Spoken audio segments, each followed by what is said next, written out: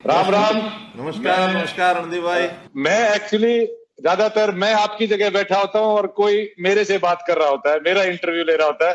तो सर मुझे इंटरव्यू लेना आता नहीं, तो हम बैठ के बात करते हैं। जैसे कि प्रश्न है जो लोगों के और मेरे भी हैं, कुछ मैं लिख के ले आया हूँ। और आप अगर उसके बारे में बताओगे तो लोगों को थोड़ा पता चलेगा कि आपके दिल में दिमाग में क्या चल रहा है और कैसे सबका आप ख्याल रखोगे। तो सर मेरा पहला सवाल ये है कि 2 महीने बीत चुके इस महामारी को आए, कोरोना को आए, और हरियाणा ने इसको बहुत अच्छी तरह हैंडल करा है सर। तो आपकी क्या रणनीति रही है? रणदीप जी, सबसे पहले तो हमारा सेशन चल रहा था आखिरी दिन 4 मार्च, और हमें अचानक जब पता लगा कि इटली के 14 लोग कोरोना से प्रभावित होकर के पॉजिटिव होकर के और हमारे यहाँ गुड़गांव में आके एडमिट हुए हैं, हमें उसी दिन इस नामुराद बीमारी का पता लगा। उससे तो पहले तो पता ही नहीं था। इमीडिएटली हमने पूरी टीम ने, चाहे शासन की टीम थी चाहे प्रशासन की टीम थी, उन्होंने बैठ करके और सब चीज़ों का एक मूल्यांकन किया और हमने तुरंत अपनी तैयारी कर दी, कंट्रोल रूम बनाया और जो जो चीज़ें आती चली गई उसको हम तुरंत इमीडिएटली रिएक्ट करते चले गए। हमने किसी चीज़ की इंतजार नहीं की। जो बात जहां से पता लगी, विदेश से पता लगी, भारत से पता लगी, अन्य प्रदेश से पता लगी, वो सब बातें हमने लागू करनी शुरू कर दी और हमने बाकायदा उसको कंट्रोल किया। 2-3 फैक्टर ऐसे जरूर आए जो हमारे कंट्रोल से बाहर हुए थे, जिसके कारण से ये सारी स्थिति यहाँ तक भी बनी। अन्यथा हमने कंट्रोल इतना किया कि मूल हरियाणा के लोग तो इसमें प्रभावित नहीं हो पाए। इसमें अगर थोड़ा बहुत प्रभाव शुरू में देखा गया तो ये जो तबलीग के लोग थे, जमात के लोग, वो लगभग 150 लोग तो वो आ गए जो एकदम प्रभावित थे। इसी प्रकार एक नांदेड़ से कुछ लोग यहाँ आए जो तीर्थ यात्री वहां गए हुए थे, उधर से आए तो पंजाब में थे, लेकिन कुछ लोग हमारे यहाँ आ गए, उसका अपना प्रभाव पड़ा। और तीसरा बड़ा फैक्टर था दिल्ली के आसपास के जिलों में जो दिल्ली से लोग आ रहे थे, वो भी बड़ी संख्या में प्रभावित हुए और पॉजिटिव लोग पाए गए, जिससे हमारी संख्या यहाँ तक पहुंची। अन्यथा हम आसपास के सब प्रदेशों में अपनी अच्छी स्थिति बनाए हुए हैं, चाहे वो दिल्ली हो, चाहे उत्तर प्रदेश हो, राजस्थान हो, पंजाब हो, सब प्रांतों में हमारी स्थिति अच्छी है और आज भी हम एक अच्छी स्थिति पर खड़े हैं। तो सर ये हमारा दूध दही का खाना और इम्यूनिटी का भी कुछ फर्क पड़ा है? लोग तो यही कहते हैं कि हरियाणा जित दूध दही का खाना, और वास्तव में इसका फर्क है भी सही, क्योंकि हरियाणा के लोगों में शरीर की अपनी एक ताकत है, अपना एक मनोबल भी है और उसके कारण से बीमारी बहुत आसानी से हरियाणा के लोगों को लगती नहीं है। बड़ा एक काम हरियाणा के लोगों का और जो ध्यान में आया कि गांव में जो बाहर के आने वाले लोग थे, चाहे अपने ही गांव के थे, बाहर गए हुए थे, उन दिनों में उन्होंने यानी ठीकरी पैरा लगा के बाहर के बाहर रोक दिए। आए भी तो बाहर बाउंड्री पर जो स्कूल होते हैं, जो बाकी को बिल्डिंग है, उसी में उनको 12-12 दिन 14-14 दिन क्वारंटाइन किया। ये गांव के लोगों ने अपने आप समझ करके और इसकी सावधानी बरती। ये तो सर हमारे हिस्ट्री में है कि जो भी दिल्ली पे चढ़ाई करने जो भी आया वो हरियाणा के थ्रू गया, और उस वक्त भी हमारे गांव वाले ऐसे ही अपने अपने गांव को बचा के उन्होंने काफी देश को भी बहुत बचाया। तो सर मैंने एक आपने एक बिहार के जो सीएम साहब हैं उनको एक पत्र लिखा जो कि सोशल मीडिया पे भी काफी आया, और वो एक काफी रोमांचक एक देश के प्रति वो था।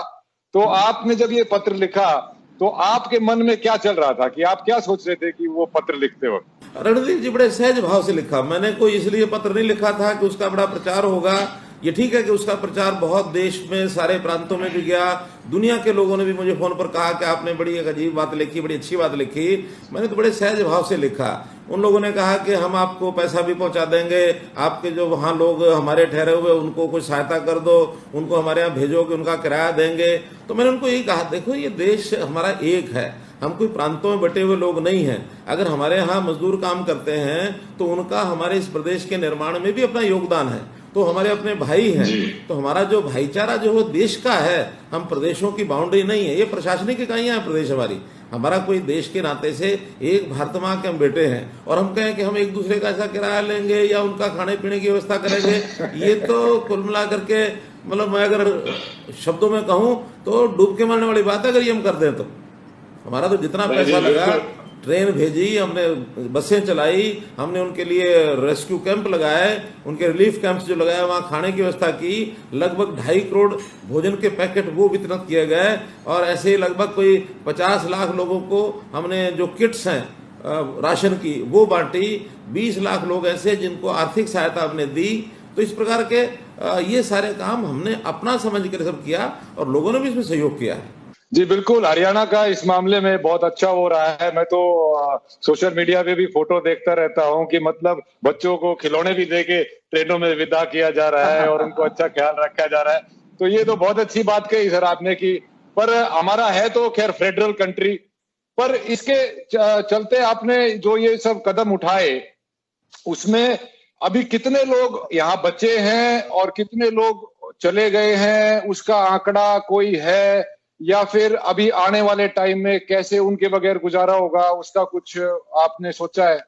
देखो, कुल मिला के जब ये सारा मामला आया था उस समय एक असमंजस की स्थिति हमारे मजदूर भाइयों में पैदा हो गई कि भी पता नहीं ये लॉकडाउन कब तक खुलेगा, नहीं खुलेगा, हमारे रोजगार चलेंगे नहीं चलेंगे, और हम यहाँ रह करके अपने परिवार को पाल सकेंगे नहीं पाल सकेंगे। बहुत एक असमंजस की स्थिति बन गई थी। बनी तो बाकी लोगों में भी थी, लेकिन काफी धैर्य रखा हुआ था लोगों ने। इनके मन में एक उतावलापन आ गया, घर जाने की जैसे होम सिकनेस होती है ये पैदा हो गई। हमने खुले रूप से कहा कि भी देखो आप यहाँ रहो, यहाँ आपको हर प्रकार की चिंता की जाएगी, कोई दिक्कत नहीं आने देंगे, लेकिन फिर भी जो जाना चाहेगा उसके लिए हमने रजिस्ट्रेशन कराया कि भी आपको सुरक्षित घर पहुंचाया जाएगा। 9 लाख लोगों ने रजिस्टर कराया अपने आप को कि हम जाना चाहते हैं, जिसमें से जब हमने भेजना शुरू किया तो लगभग 1.5 लाख लोगों तक तो सब लोग तैयार थे, जा रहे हैं। इसके बाद जब स्थितियां ठीक हुई, जब हमने इंडस्ट्रीज को खोल दिया, लॉकडाउन का पार्ट फेज 2 आ गया, फेज 3 आ गया, धीरे धीरे सामान्य परिस्थितियां हुई, तो ऐसे लोग भी कहने लगे उस समय हमने जाना था, अब हमने मन बदल लिया, अब इंडस्ट्री खुल गई, अब यहीं रहेंगे। तो कुल मिलाकर के उन 9 लाख में से 3 लाख लोगों तो सरकारी व्यवस्था से हमने भेजा है, ट्रेन हैं, बसें हैं। मैं समझता हूं लगभग 1-1.5 लाख लोग अपने आप भी चले गए होंगे। तो 4-4.5 लाख लोग जाने के बाद आज उसके बाद कोई जाने के लिए तैयार नहीं है, और सब जो है अपने अपनी स्थिति पर अपने बिजनेस में लग गए हैं, अपने इंडस्ट्री में लग गए हैं। मजदूर मजदूरी करने लग गया है, जो खेती वाले मजदूर थे वो खेती के काम में लग गए हैं। अब इस समय कोई ऐसी स्थिति नहीं है। आज हरियाणा में वापस आने के लिए लोग तैयार हो गए। जी, बहुत बढ़िया, आपने बहुत अच्छा ख्याल रखा। ये तो मैं भी बहुत फॉलो किया है सर। अब सर ये कोरोना से पूरी दुनिया में, देश में इकोनॉमी का तो भट्टा बैठ गया सर। अब आपकी क्या प्लानिंग है हरियाणा को वापस पटरी पे लाने की? रणदीप भाई, इकोनॉमी जो ऐसी चीज होती है जिसको हम ये नहीं कहते कि कोई भट्टा बैठ गया और इसमें से सब कुछ खत्म हो गया, बर्बाद हो गया। ये ठीक है, कोरोना एक ऐसा फैक्टर आया था जिसके कारण से चीजें रुक गई थी, और जब रुकती हैं तो उसका एक टेम्परेरी फेज होता है। वरना हमारी जो हरियाणा की अपनी ताकत है, बहुत बड़ी ताकत है। वो जैसे कहते हैं ना, पावर होती है ना, ताकत होती है, वो 2 तरह की होती है। अंग्रेजी में उसको अगर कहेंगे तो एक पेटेंट पावर, एक लेटेंट पावर। पेटेंट पावर वो होती है जो हमें दिख रही है, और लेटेंट पावर वो जो हमें दिखती ही नहीं है। हरियाणा की जमीन में, भूमि में, हरियाणा के आदमी में बहुत ताकत है। जब हरियाणा बना था 1966 में, तो लोग क्या कहा करते, लोगों ने कहना शुरू कर दिया कि हरियाणा ये तो अपने अस्तित्व में रह ही नहीं पाएगा, ये लोग तो अपने जो एम्प्लॉई है उनको तनख्वाह भी नहीं दे पाएंगे, अपने लोगों को खाना भी नहीं खिला पाएंगे। लेकिन वही हरियाणा 1966 में बढ़ा, बहुत कमजोर स्थिति में रहा होगा, लेकिन आगे बढ़ते बढ़ते आज मानो 54 साल हो गए हैं। इन 54 सालों में हरियाणा ने अपनी तरक्की करके देश और दुनिया में अपना नाम कमाया है। आज दुनिया में हमारा स्थान हरियाणा का बना है। आज मैं जापान के लोगों से बात कर रहा था, तो जापान के लोग कह रहे थे हरियाणा इस समय अगर देखा जाए तो पूरे भारत में सब प्रदेशों में नंबर 1 पर आया हुआ है। और वो तो ये यहाँ तक भी अपनी यानी सद्भावना हमारे लिए प्रकट कर रहा था कि आप दुनिया में नंबर 1 पर आए। धन्यवाद हमने कहा जरूर, लेकिन हमारा कहना है कि हम हरियाणा में आज चाहे इंडस्ट्री हो, चाहे खेती हो, खेती में भी हमने ball of rice grains, ball of food grains, ये अपने आप को कहलवाया। सारे देश के लोगों का, पंजाब और हरियाणा दोनों ने मिलकर के पेट भरा है, उनको भोजन कराया है। इंडस्ट्री के अंदर आज ऑटोमोबाइल की इंडस्ट्री में सारे देश का 53% ऑटोमोबाइल इंडस्ट्री में हरियाणा अकेला है। आज हम एक्सपोर्ट में आगे बढ़ रहे हैं। आज फौज के अंदर हम जाएं तो हमारी आबादी तो 2% है सारी देश की आबादी, लेकिन हम 10% संख्या में सारी अपनी जो फौजें हैं 10% हमारा हिस्सा उसमें है। तो हरियाणा बहुत आगे है, हरियाणा अपने आप को बहुत जल्दी संभाल लेगा। सब प्रदेशों ने हाथ खड़े कर दिए हैं आर्थिक दृष्टि से। कल बंगाल के लोगों को देखा, उन्होंने कहा कि दिल्ली के लोगों ने कहा कि जी हमारी आर्थिक स्थिति खराब हो गई, हमको सहायता करो। हमने कहा नहीं, हम अपने पैरों पर खड़े हो गए हैं, आप हमें हमारे ऊपर और कोई वजन ना डालना, हम अपने पैरों पर अपने आप खड़े हो जाएंगे। नहीं जी, हरियाणा वाला आदमी ने पीछे तो हट नहीं सकता और कदे हार नहीं सकता। और हमारा तो हरियाणा का कल्चर ही एग्रीकल्चर है सर, और हम सबसे आगे भी रहे हैं अनाज की प्रोडक्शन में। और मंडियों की जो हालत होती है सर, वो हम सबको पता है, जो जो गांव से टच में रहा है। तो इसको, ये जो जो मंडियों में भसड़ मचती है, उसको रोकने के लिए आपने क्या क्या कदम उठाए और कितनी कामयाबी मिल पाई आपको? बहुत बढ़िया सवाल आपने नदीप जी पूछा। इस बार बहुत बड़ा चैलेंज था ये। जहां एक तरफ कोरोना चैलेंज था, वहीं दूसरी तरफ मंडियों में किसान के अनाज को खरीदना, प्रोक्योरमेंट करना, ये भी कोई कम बड़ा चैलेंज नहीं था, क्योंकि बहुत बड़े मात्रा में हम लोग प्रोक्योरमेंट करते हैं। हमारी मंडियों की संख्या, ये सरसों के लिए कोई 100 मंडियां थी, और परचेज सेंटर और मंडियां गेहूं की मिलाएं तो 400 थी। हमने पहला काम ये किया, सोशल डिस्टेंसिंग को अगर मेंटेन करना है तो फिर इनकी संख्या बढ़ाई जाए। सरसों की 200 कर दी और गेहूं के परचेज सेंटर मिला के 1800 कर दिए, और थोड़े थोड़े 4-4, 5-5, 6-6 गांव के अंदर एक एक सेंटर बना के भाई सबको वहां ले जाना है। आड़ती भी वहां जाएंगे, सबका एक यानी टेक्नोलॉजी के आधार के ऊपर, आपको पता है कि आज सिस्टम ऐसा बन गया कि आप किसी को भी जब जो सूचना देना चाहो दे दो। टोकन का सूचना जाती थी, एसएमएस जाता था, उस दिन लेके आता था। पहले किसान 3-3 दिन 4-4 दिन मंडी में पड़ा रहा करता। इस बार तो उसको कहा 2 घंटे में अपना लेके आ जाओ, वो 2 घंटे में 3 घंटे में अपना अनाज लेके आया करता, शाम को तुलवा करके अपना फारिग होकर घर जाया करता। तो बहुत अच्छी व्यवस्था रही, बिना किसी विघ्न के हमारी सरसों भी और हमारी गेहूं भी ये खरीदी जा चुकी है। और ज्यादातर, यानी मैं कह सकता हूं कि भी 80-90% पेमेंट ये किसानों के खातों में पहुंच गई है। एक 10-15% बची है, वो 1-2 दिन के अंदर वही पहुंच जाएगी सारी। सर, ये मैंने जो ये देखा है, मेरे भी अपने गांव में बात की मैंने अपने काका से, तो उन्होंने बोला भाई एसएमएस आवा है, एसएमएस जाकर हम अपनी उड़े दे आवे हैं, फिर एसएमएस आवा है अग भाई थारी इतनी बिक गई, और फिर अकाउंट में पैसे भी आ गए। तो सर, ये एक जैसे डायरेक्ट का अकाउंट में जैसे इस तरह पैसे आए हैं, ऐसे ही जो बीमे के जो फसल का जो बीमा होता है, उसके पैसे डायरेक्ट अकाउंट में नहीं पहुंच रहे। ये मैंने को सुनने में आया है, मैंने जो अपनी रिसर्च करी है, वो बोल रहे हैं कि बीच में इतने महकमे हो जाते हैं कि वो भी डायरेक्ट क्यों नहीं आती हमारे पास। अगर जो बीमा की है, जैसे कईयों का तो 1-1.5 साल का भी कंप्लेंट है, पर वो मेरे को उसका कोई फैक्ट नहीं है। पर जनरली बात यह है कि बीमा के पैसे भी डायरेक्ट अगर ऐसे अकाउंट में जाए जैसे बिक्री के गए हैं, तो क्या उससे भी सहूलियत नहीं हो जाएगी सर? बात ठीक है आपकी, लेकिन रणदीप जी, बीमा जो है वो सरकार नहीं कर रही है, बीमा जो करती है कंपनियां करती हैं। और सरकार तो उसमें जो उसका प्रीमियम होता है ना, उसका एक हिस्सा, 1-2% हिस्सा तो किसान से लेते हैं, और कुल 11-12-13% के हिसाब से उसका ऑप्शन, उसमें टेंडर होता है। उस टेंडर के अंदर कौन सी कंपनी कितना पैसा लेगी, बाकी जो 9%, 8%, 11%, 10%, 2% से अलावा जो है वो आधा सेंट्रल गवर्नमेंट और स्टेट गवर्नमेंट देती है। उसके बदले में जब कभी कोई खराबा हो जाए, कोई बरसात आ जाए, कोई नुकसान हो जाए, उसकी सर्वे करने का काम भी कंपनियों का अपना है। कंपनियों के कई इस प्रकार के सिस्टम हैं। एक तो उसमें टाइम लगता है, टाइम लगने के बाद उस सर्वे को फिर उसकी ऑथेंटिसिटी होती है, उसको ठीक है कि गलत है, उसकी एजेंसियां अलग होती हैं, और वो करते करते कई महीने ले जा करके फिर जाके जो पेमेंट पास होती है तो वो पेमेंट मिलती है। बीच बीच में कहीं उन कंपनियों से झगड़ा भी होता है, हम बीच में पार्टी बनते हैं सरकार के नाते। हमने बीच में पिछली बार 2 जिले, भिवानी जिला और सिरसा जिला, इन 2 जिलों का कोई 2 साल के बाद फैसला कराया, और कोई 500 करोड़ रुपया जो वहां फंसा हुआ था उनका निकलवा करके किसानों तक पहुंचवाया। तो कुल मिला के कंपनियों के द्वारा किया जाता है। हाँ, यदि आगे चल के सरकार का, क्योंकि केंद्र सरकार के हाथ में फैसला है, अगर ये ट्रस्ट मॉडल पर अगर हो जाए ना हमारा बीमा, तो ट्रस्ट मॉडल पर तो सरकार ने फैसला करना और तुरंत पैसा उठा करके दे देना है। आज भी जो लोग बीमा नहीं कराते, उनका जो खराबा होता है वो थोड़ा कम मिलता है। सरकार ने थोड़ा पैसा उसमें कम रखा हुआ, बीमे में ज्यादा मिलता है, तो वो जो पैसा वो हम 1-1.5 महीने में देते हैं। इस बार जो मार्च में, फरवरी में नुकसान हुए हैं, वो अभी जून के अंदर वो सारा पैसा किसानों के खातों में चला जाएगा। सरकार का पैसा आज भी जल्दी चला जाता है। तो सर, इसका कुछ एसओपी मॉडल, अब आप हरियाणा वाले आप बात कर रहे हो, तो आप इसमें कदम उठाओ और इसका इतनी बड़ी जो एक इमारत सी बनी, इसको काट के डायरेक्ट आप करोगे तो सबका फायदा होगा और वो भी होगा सर। अच्छा सुझाव है आपका, ये सुझाव अच्छा है, इसके ऊपर काम करेंगे। हाँ जी। तो एसओपी अगर पहले ही बन जाए ना सर, तो उसमें एकदम से भैया ये पूरा ये इतना सर्वे होके, और गवर्नमेंट तो मेरे ख्याल से, प्राइवेट में बात आते ही सर वो थोड़ा सा ऊपर नीचे हो ही जाता है। पर सर आपने एक और आपने बात करी जो कि मुझे काफी अच्छी लगी और मुझे तो फायदे की लगी, पर इसमें विरोध भी बहुत है। जैसे आपने मेरा पानी मेरी विरासत का जो लागू किया है, इसमें किसान यूनियन भी विरोध कर रही है, विपक्ष वाले भी विरोध कर रहे हैं। तो आप इसको कैसे लागू करोगे और एक आम किसान को कैसे समझाओगे कि भाई ये तेरे फायदे की बात है?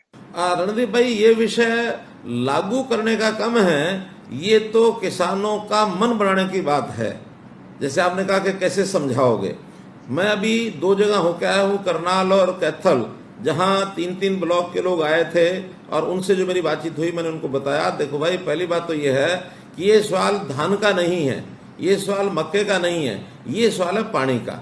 और पानी भी आने वाली पीढ़ी, आज से 15-20 साल बाद कहीं ऐसा ना हो कि पानी फुक्का जमीन ऐसी बच जाए, यानी बंजर जमीन हो जाए और उसमें पानी बचे नहीं, तो आपके अगली पीढ़ियां भी गाली देंगी आपको।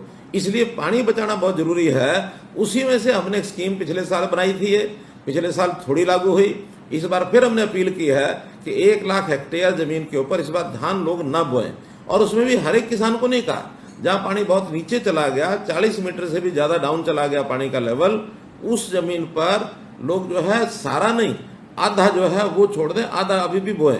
और उसमें जो और फसलें होंगी, उसमें मक्का हो सकती है, उसके अंदर कपास हो सकती है, उसमें तिल हो सकते हैं, उड़द हो सकती है, अरहर हो सकती है, मूंग हो सकता है, उसके अंदर यानी जो फसलें हो सकती हैं, सब्जियां, बाग, ये सब लग सकते हैं। उसके लिए हम प्रोत्साहन भी देंगे। 7,000 रुपये एकड़ देने की बात हमने कही है।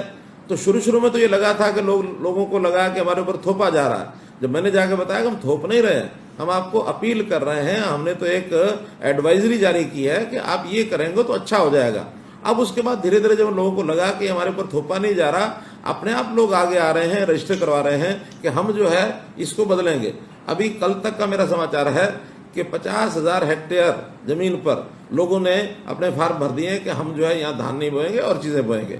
अब 50,000 कर दिया, 1 महीना भी बाकी है, इस महीने में और करेंगे। मैं समझता हूँ 1 लाख का टारगेट हमारा पूरा हो जाएगा और ये किसानों के भले के लिए। देखिए, यानी आज हमको ये विचार ये करना है कि चावल के तो बहुत विकल्प है, लेकिन पानी का विकल्प कोई है? पानी का विकल्प नहीं, पानी का नहीं है सर। हाँ, तो पानी तो सर बचाना ही पड़ेगा।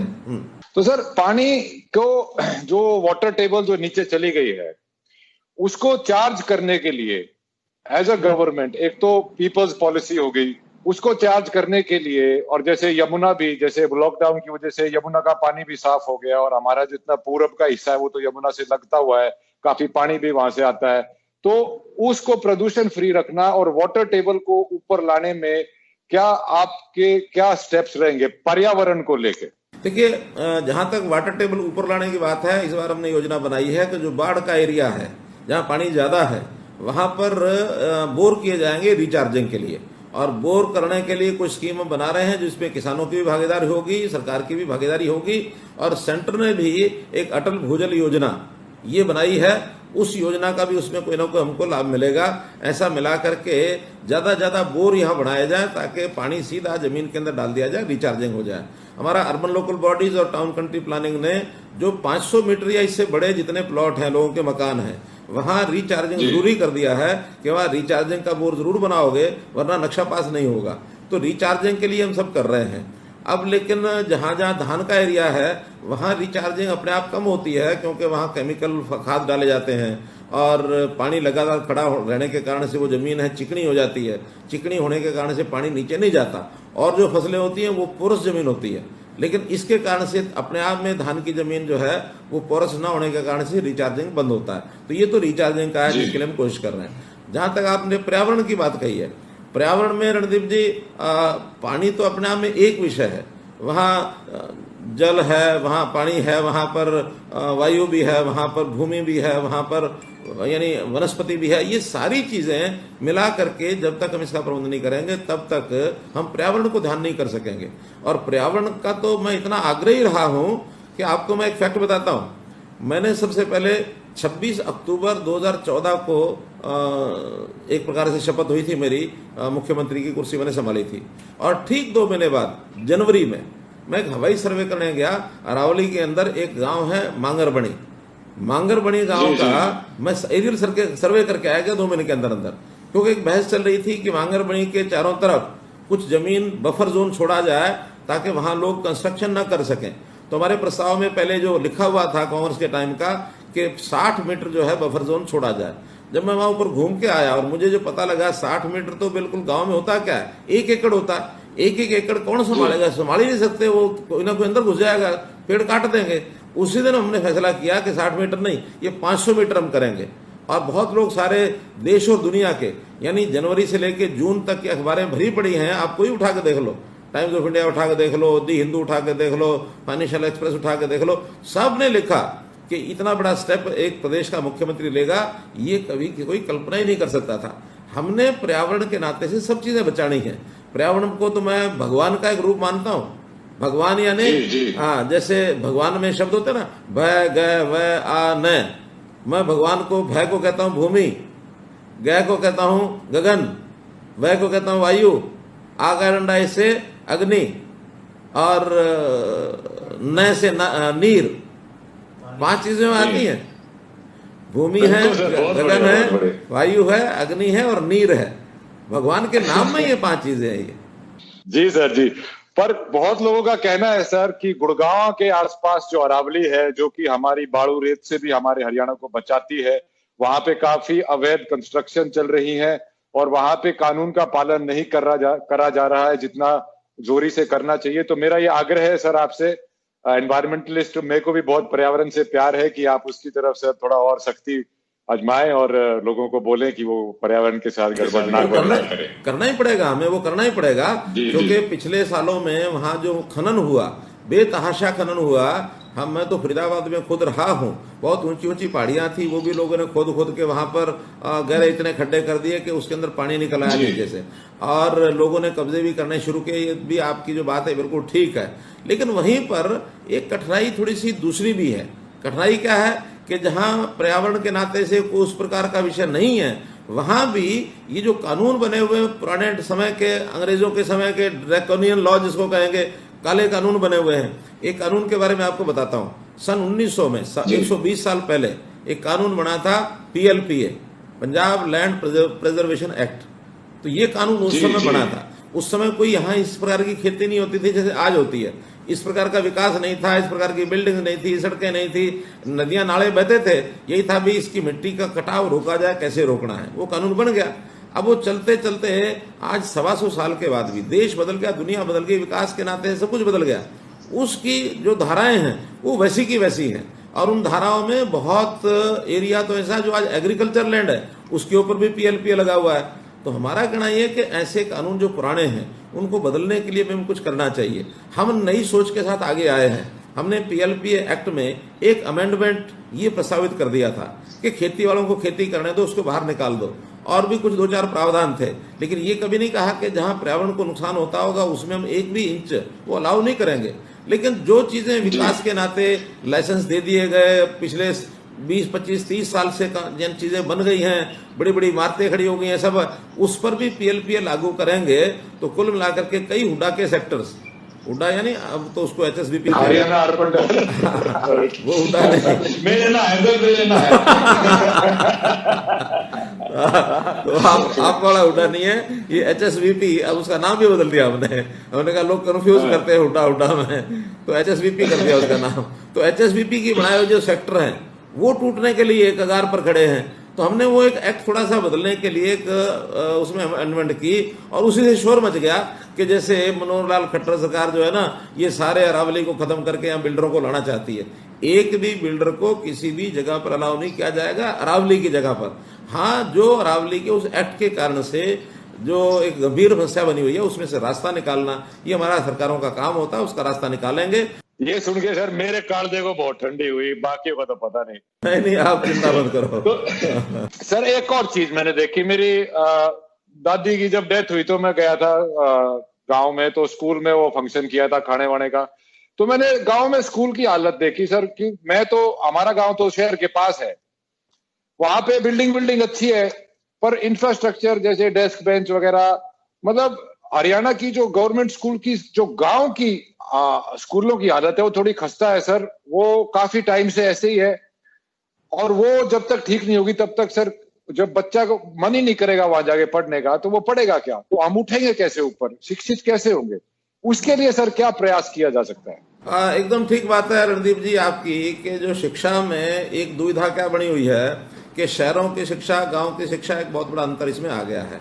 और दुर्भाग्यपूर्ण स्थिति यह है कि शहरों में प्राइवेट शिक्षा ने अपना स्थान ज्यादा मजबूत कर लिया है और सरकारी शिक्षा गांव के अंदर रह गई। और गांव में भी गरीब आदमी है, वही अपना सरकारी स्कूलों में अपने बच्चों को डालता है। अच्छे जो परिवार हैं वो तो आज भी अपने बच्चों को प्राइवेट स्कूलों में ले जाकर शहर में पढ़ाने लग गए हैं। सही स्थिति तो ये है, लेकिन हमारी जिम्मेवारी है कि हम गांव के स्कूलों को भी ठीक करें।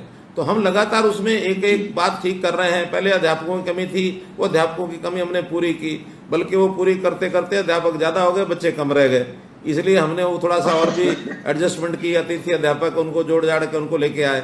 अब उसके अंदर नई योजना में हम 1000 स्कूल इंग्लिश मीडियम, और जिसको हमने कहा कि बैगलेस, बस्ता फ्री, बस्ता नहीं ले जाना होगा, और 5वीं तक के जो बच्चे हैं वहीं जाके पढ़ेंगे, वहीं अपना किताबें रख के आएंगे, और इंग्लिश मीडियम स्कूल होंगे। 1000 नई स्कूल खोलने की तो ये योजना बनाई है। हाई सीनियर सेकेंडरी स्कूल, वो 98 स्कूल हर ब्लॉक पर एक आदर्श संस्कृति जो स्कूल हैं, ये हम बनाने जा रहे हैं इस सेशन से। उसके लिए अभी 3 दिन पहले हमने सामान भी परचेज कर लिया। कंप्यूटर्स की व्यवस्था है, या स्कूल में जो बोर्ड लगाने होते हैं वर्चुअल क्लासरूम्स के लिए, वो सारे बोर्ड भी खरीद लिए हैं। ये सारे काम अब इस साल से हमने शुरू किए हैं। इन स्कूलों का लेवल थोड़ा अच्छा करेंगे। और एक और बात दूसरी भी है कि जैसे प्राइवेट स्कूलों के हिसाब से अच्छे स्कूलों की थोड़ी व्यवस्थाएं भी अच्छी बढ़िया बनानी पड़ती हैं। इंफ्रास्ट्रक्चर भी ज्यादा करना पड़ता है, खर्चा भी ज्यादा होता है, और लोगों को जब थोड़ा फीस भरनी पड़ती है तब लोगों को लगता है हाँ ये स्कूल अच्छा है। मुफ्त का स्कूल कितना ही बढ़िया हो ना, तो वहां भी लोग कहते हैं ना ये स्कूल खराब है, इसमें नहीं भेजने बच्चे। सच बात है। कुछ लोगों का प्रेस्टीज इशू पैसा खर्च करने में भी होता है। तो हम ऐसे स्कूलों में 3 तरह के बच्चों की श्रेणियां होंगी। एक होगी फीस माफ पूरी की पूरी, एक होगी आधी फीस माफ, एक होगी पूरी फीस लगेगी। पूरी फीस भरने वाले अच्छे बच्चे भी उसमें आकर के पढ़ाई अपनी कर सकें। तो ऐसे एक स्कूलों का एक अलग लेवल, इनका स्कूल का कैडर अलग होगा, इनके स्कूल के पाठ्यक्रम भी अलग होंगे, इंग्लिश मीडियम स्कूल भी होगा, विज्ञान साइंस इसमें सब में अनिवार्य होगी। तो ऐसा एक अच्छे लेवल के स्कूल गांव के अंदर खुले। तो अभी शुरू कर रहे हैं 98 स्कूलों से, आगे अगले साल में और इसको बढ़ाएंगे। लेकिन हमारा संकल्प है कि स्कूलों को आगे बढ़ाएं। इस बार हमने स्कूलों का बजट ये अपना बहुत बड़ी यानी लेवल पर हमने इसको बढ़ाया है। पहले स्कूल का जो बजट होता था एजुकेशन का, वो 6, 7, 8% होता था। इस बार 14% स्कूलों में, शिक्षा में, एजुकेशन में हमने बजट रखा है। 14% हाईएस्ट जंप अगर किसी एक चीज का बजट में लगाया तो वो एजुकेशन पर लगाया। सर वो बात अच्छी है। जैसे मैं राय स्कूल का पढ़ा हुआ हूं, तो हमारे स्कूल में भी ये होता था सर, उस वक्त सोनीपत के अपना 20वां मील पे जो है, कि पहले जो फुल फीस दे सकते थे फुल फीस देते थे, जो हाफ देते थे हाफ, और बहुत सारे एक सेक्शन होता था बच्चों का जो फ्री पढ़ते थे। हाँ बिल्कुल, वही करेंगे। इससे बहुत फायदा होगा सर, क्योंकि शिक्षा ही हमारे लोगों को, क्योंकि जो प्राइवेट स्कूल और जो गवर्नमेंट स्कूल में इतना डिफरेंस हो गया है सर, कि जो गवर्नमेंट स्कूल वाला बच्चा है वो कभी आगे बढ़ के उनके साथ कम्पीट ही नहीं कर पाएगा। तो वो बहुत इंपॉर्टेंट होगा। ऐसी बात रणदीप जी है नहीं। मैं 10वीं तक गवर्नमेंट स्कूल में पढ़ के आया हुआ हूँ। मैं भी सर, राय भी तो गवर्नमेंट स्कूल ही है। इसलिए गवर्नमेंट स्कूल के बच्चे भी अच्छे पढ़ करके बहुत आगे निकल जाते हैं, चिंता नहीं करो। जी सर, जी बिल्कुल सर।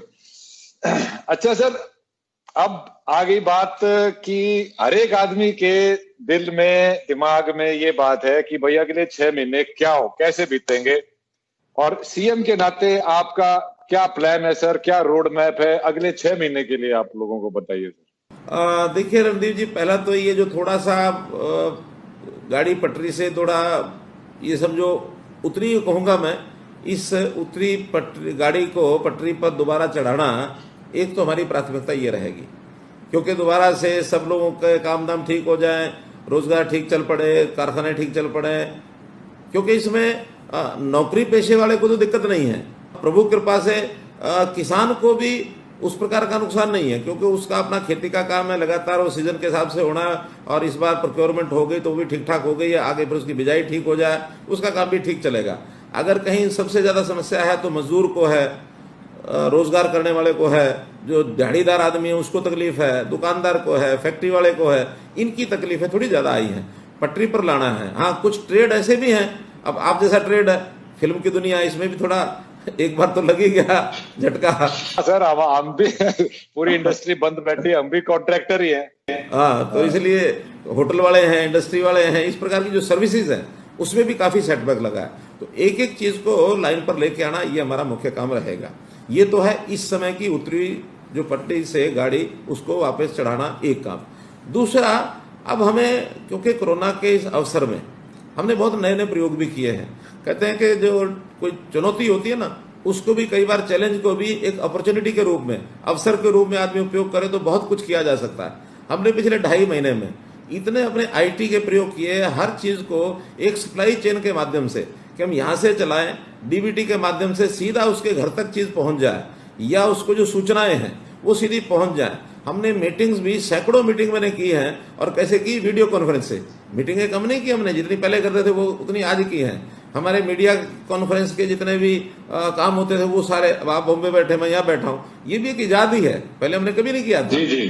तो ये सारी चीजें लगातार चल रही हैं। तो ये सारे जो इजाद किए हैं सिस्टम, इसका उपयोग जनता को कैसे हो, इसके लिए हमने हर एक व्यक्ति उसकी संभाल करनी है। ये हमारे मन में अगले 6 महीने के अंदर एक टारगेट है कि एक बच्चा नया पैदा होता है तब से लेकर के, और उसकी भगवान को जब तक प्यारा नहीं होता तब तक उस व्यक्ति की सारी जो गतिविधियां हैं, सारी उसकी जरूरतें हैं, सारे उसके उपयोग हैं, उसकी क्षमताएं हैं, इस सबको कैसे हम बढ़िया ढंग से यूज कर सकें, उपयोग कर सकें, इसके लिए हम एक बहुत बड़ा प्लेटफॉर्म तैयार कर रहे हैं। उसका नाम है परिवार पहचान पत्र। परिवार के सब सदस्यों का डाटा हमारे पास होगा, और वो आईटी बेस्ड होगा सारा। उसके अंदर बर्थ रजिस्ट्रेशन ये हम अनिवार्य कर रहे हैं, डेथ रजिस्ट्रेशन ये अनिवार्य कर रहे हैं, मैरिज रजिस्ट्रेशन ये अनिवार्य कर रहे हैं, और बाहर से लोग जो आने वाले, जाने वाले, टेम्परेरी रेजिडेंट यहाँ जो आएंगे, उनका भी डाटा हम रखेंगे। कौन आदमी कहाँ काम कर रहा है, उसकी सारी जानकारी हमारे पास रहेगी। सरकार की ओर से किसको क्या लाभ पहुंच रहा है, किसको क्या जरूरत है, ये उसके घर पहुंचाएंगे। कई लोग तो गलत ढंग से भी चीजों का उपयोग कर जाते हैं, इसमें से गलत आदमी भी थोड़ा सा बचाव कर लेंगे। उसको जरूरतमंद आदमी की जरूरत पूरी हो, गलत आदमी की जरूरत, यानी गलत आदमी की जो डिमांड है उसको पूरा करने की जरूरत नहीं है। वरना तो बहुत से कहते हैं फ्रॉड ही बहुत हो जाते हैं। पिछले दिनों के अंदर हाँ, एक मैट्रिक स्कॉलरशिप का फ्रॉड, वो भी ऐसे ही हो गया। स्टूडेंट होते नहीं थे, कहीं भी फार्म भरे, नाम लिखवाए और अंगूठा लगाया, अपना निकाल लिया स्कॉलरशिप, बाद में पता लगा कि फ्रॉड ही फ्रॉड है। तो ऐसी सब चीजों का कंट्रोल करने के लिए एक हम आदमियों का हिसाब किताब। इसी प्रकार दूसरा है हमारा, जमीनों के बहुत झगड़े हैं। जमीनों के गांव में हमने देखे हैं, आप तो गांव के, गांव के रहने वाले आदमी हैं, हर किसी का कोई ना कोई झमेला, जमीन बंटवारे का झमेला है, फिर इंतकाल का झमेला है, फिर कब्जों के झमेले हैं, और पुराने बाप दादा लाई चीजें अभी भी चलती आ रही हैं, बंटवारे नहीं हुए। एक एक किले में 1/300, 1/400 ये हिस्से उनके बने हुए हैं। जो हमारी रजिस्ट्रियों के अंदर किसी की जमीन कोई रजिस्ट्री करा जाता है, उसका डॉक्यूमेंटेशन नहीं है, तो ये सारी डॉक्यूमेंटेशन हम डिजिटलाइज तरीके से करा रहे हैं, ताकि जमीन का भी एक इंच हिसाब ये ठीक से हो जाए, और कौन सा किसका टाइटल है ये उसके साथ हम कर लें। ये एक नया प्रोग्राम आगे चला रहे हैं। एक तीसरा विषय है हमारा पशुधन। पशुधन में भी हर पशु को हम टैगिंग करा रहे हैं, चाहे वो प्राइवेट हो और चाहे वो गौशाला में, नंदीशाला में हो, कहीं भी हो। जंगली को तो नहीं हम पकड़ पाएंगे, जंगली तो हम छोड़ देंगे, लेकिन जंगली पशु के अलावा बाकी जितना पशुधन है उसके ऊपर टैगिंग कराएंगे, और हर एक के हिसाब से हम उसका जो कुछ उसकी बढ़िया से बढ़िया सेवा पशुओं की कर सकते हैं वो भी हम करेंगे। खास करके गौशालाओं की, नंदीशालाओं की, ये जो बेसहारा आवारा पशु घूमता है जिसके कारण से एक्सीडेंट बहुत होते हैं, इसकी व्यवस्था करेंगे। चौथी चीज है वो है पेड़। पेड़ों का कैसे हम घनत्व बढ़ाएं, पौधगिरी के कार्यक्रम ये कैसे हम करें, इसके लिए पिछले साल हमने कार्यक्रम शुरू किया था, हर विद्यार्थी एक पौधा लगाएगा। अब इसको और बढ़ाते हुए आगे हर व्यक्ति इस साल में एक पौधा लगाए, या मानो सक्षम व्यक्ति, जो सक्षम नहीं है वो छोड़ भी देंगे, जो सक्षम व्यक्ति है हर व्यक्ति एक पौधा लगाए, ताकि हमारा जो वन क्षेत्र भले ही ना बढ़े लेकिन हमारा जो ट्री कवर ज्यादा बढ़ना चाहिए। हमारे गांव में भी क्या 1000-2000 पेड़ नहीं लग सकते, 5000 पेड़ नहीं लग सकते हैं। तो पेड़ों को बढ़ाएंगे और इन पेड़ों की संख्या, इन पेड़ों के ऊपर हम जो है व्यक्तियों के जिम्मे लगाएंगे भी इतने पेड़ आपने संभालने हैं, वो सरकारी चाहे डिपार्टमेंट के नाते से हो चाहे वॉलंटरी इस नाते से हो, तो वॉलंटरी लोगों के माध्यम से भी हम सब करेंगे। इसी प्रकार से एक हमारा प्रोग्राम है जो मैंने शब्द प्रयोग का, वॉलंटरिज्म। आज समाज के अंदर हर व्यक्ति ये है कि मैं काम करूंगा तो मुझे क्या मिलेगा, खास करके सरकार के साथ। लेकिन समाज में बहुत ऐसे लोग हैं जो अपनी इच्छा से, सद्भावना से, अपने वॉलंटरीली जो स्वयंसेवी संस्थाओं के माध्यम से सेवा करते हैं। तो सेवा करने वाले लोगों को भी पहचान करना और उनको भी सरकारी प्लेटफॉर्म में ला करके कि भाई जितना ज्यादा काम बिना अपेक्षा के जो कर सकता है उससे पूरा काम लेंगे। आज बहुत हमारे हजारों लाखों लोग ऐसे हैं जो पेंशन लेते हैं, जो उनकी अपनी आवश्यकताएं नहीं है पूरी कर चुके हैं, बच्चे ब्याह दिए, बड़े हो गए, वो कहते खाली बैठे हैं। तो ऐसे लोगों से काम लेना, एक वॉलंटियरिज्म का ये कार्यक्रम करेंगे। एक हम किसानों के नाते से जो हम कार्यक्रम कर रहे हैं कि हर किसान का इंडिविजुअल हम ध्यान रखेंगे। आज हमारे किसान 2-3 प्रकार के हैं, छोटा किसान है, मध्यम किसान है, बड़ा किसान है। योजनाएं किसानों के लिए केंद्र सरकार भी बनाती है, प्रदेश सरकार भी बनाती है, लेकिन छोटे किसानों के लिए योजना बनती है, लाभ छोटे किसान को मिलता नहीं है। वो या तो बड़ा किसान उठा जाता है या मध्यम वर्गीय थोड़ा बहुत किसान उठाता है, छोटे किसान को तो लाभ मिलता ही नहीं है। ये जो छोटे छोटे किसान हैं 1 एकड़ का, 1.5 एकड़ का, 2 एकड़ का, इनको हम जो है अलग से जो खेती के अलावा आमदन के क्या क्या और हो सकता है, उसके अंदर मुर्गी फार्म हो सकता है, उसके अंदर डेयरी फार्म हो सकता है, उसके अंदर पिगरी हो सकती है, मधुमक्खी हो सकता है, फिशरी हो सकती है, कितने ही काम हो सकते हैं। तो ऐसा एक एग्रीकल्चर का सिस्टम ये हम खड़ा करेंगे कि उसकी आमदन बढ़े। और फिर जो कमा लेता है किसान, जिसके पास अच्छे 2 दाने पैदा भी हो गए, उसको भी खर्चा करने का अपना हिसाब पता नहीं है, उसका फाइनेंशियल मैनेजमेंट ये ठीक नहीं है, तो उसका फाइनेंशियल मैनेजमेंट बढ़िया हो, उसके लिए हमने मन में विचार किया हुआ है। लेकिन योजना लागू करनी है। शायद आज मैं कह रहा हूं तो कल ये जब हवा में चली जाएगी तो इसको लागू करने के लिए हमें थोड़ा सहूलत मिल जाएगी। हम किसानों के लिए कुछ किसान मित्र खड़ा करेंगे। किसान मित्र कौन होंगे? जो अपनी अच्छी फसल खुद पैदा करते हैं, प्रोग्रेसिव फार्मर हैं। प्रोग्रेसिव फार्मर को कहेंगे कि भाई अपने जैसे 50 फार्मर और बनाओ, 10 फार्मर और बनाओ, क्योंकि किसान जो है किसान की बात अच्छी प्रकार से सुन लेगा। शायद वो किसी कृषि वैज्ञानिक की बात नहीं सुनेगा, एग्रीकल्चर यूनिवर्सिटी वाले की नहीं सुनेगा, सरकार के नहीं सुनेगा, वो एक किसान की बात अच्छी प्रकार से समझता। हाँ, जैसे मानो आप एक्टर है ना, आपको अच्छा गुरु कोई एक्टर बताए तो आप बहुत जल्दी सुन लेंगे भी अच्छा एक्टर है, अनुभवी एक्टर है, वो बता रहा है। बिल्कुल। कोई आपको जो बाहर का कोई आदमी है वो कुछ बताएगा, कहेंगे हाँ थ्योरी है, थ्योरी पर चलने दो। तो इसलिए देखेंगे हर कोई अपने काम के हिसाब से उसको जो अच्छा लगता है उस हिसाब से वो चलता है। तो किसानों को किसान मित्र इस नाते से उनके साथ एसोसिएट करके और फिर हम उनको आगे बढ़ाएंगे ताकि किसान की हालत भी ठीक हो। और एक विषय वो है पानी का, जो मैंने पहले आपने जो बताया, मेरा पानी मेरी विरासत। मैंने विरासत शब्द क्यों इसको दिया? क्योंकि जमीन जो होती है वो विरासत में आदमी अगली पीढ़ी को देके जाता है। बाप दादा की विरासत हमको मिली हुई है। हम कहते हैं कि भाई जमीन तो विरासत है, ये पानी भी विरासत है। जमीन पानी के साथ देके जाओ, फोकी जमीन मत देके जाओ जिसमें पानी ही ना हो। तो इसलिए पानी को भी अपनी विरासत में जोड़ो। अगली पीढ़ी इंतजार कर रही है, इंतजार करेगी, यानी जब आएगी अगली पीढ़ी आएगी, हम जाएंगे तो वो आएंगे। तो इसलिए उनको पानी देके जरूर जाओ, कहीं ऐसा ना हो कि वो हमको गालियां दे। तो मोटे रूप से हमारे दिमाग में पूरी पिक्चर है कि हम अपने 6 महीने में जो चीज दिशा अपनी तय करेंगे, जो काम शुरू करेंगे, हो सकता है कुछ 6 महीने में पूरे हो जाए, हो सकता है कुछ 6 महीने बाद और अगले 6 महीने साल लगे जिसको पूरा करेंगे। लेकिन एक दिशा ऐसी कि हरियाणा का हर व्यक्ति सुखी हो, हरियाणा आत्मनिर्भर बने। अगर हरियाणा आत्मनिर्भर बनेगा तो देश भी आत्मनिर्भर हो ही जाएगा। जय हो सर। मेरा अगला सवाल यही था कि पीएम साहब ने तो कह दिया आत्मनिर्भर बनो, पर हमारा तो है फेडरल कंट्री, तो वो तो स्टेट वाइज आत्मनिर्भर करने पड़ेंगे। तो मेरे ख्याल से आपने इस चीज का जवाब दे दिया है कि हम आत्मनिर्भर कैसे बनेंगे। अब सर, अब अक्सर देखा गया है कि नेताओं को कड़े डिसीजन लेने पड़ते हैं, पब्लिक को कई बार कड़वी दवा भी पिलानी पड़ती है उनकी भलाई के लिए। और जब ये डिसीजन लेते हैं तो एक नेता के तौर पे अपने वोट बैंक की भी चिंता होती है, झिझक होती है। तो जब आपके सामने ये चुनौतियां आती हैं तो आप कैसे डील करते हो सर? देखिए रणदीप भाई, ये सोच सोच का फर्क होता है। कई बार जब जिसको हम कहते हैं ना कड़ा डिसीजन, तो भय होता है कि इस कड़े डिसीजन के कारण से कहीं कोई नुकसान ना हो जाए। लेकिन मेरा मानना यह है कि अगर कड़े डिसीजन का अपने को ये पता है कि ये ठीक डिसीजन है, तो निश्चित रूप से जनता उसको पसंद करती है। क्योंकि हम जूझते रहते हैं अपनों में और जनता में।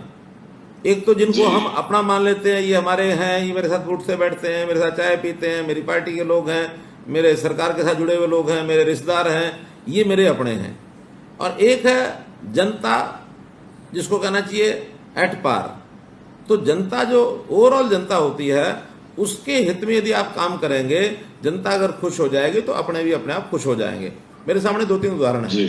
जैसे सबसे पहले हमने मेरिट के ऊपर नौकरियां, ये जब बात कही थी तो उस समय कुछ लोगों ने आपत्ति जताई कि अगर मेरिट पर दोगे तो फिर अपने लोग जो इतने सालों से रेडियां रगड़ रहे हैं, इनका क्या बनेगा।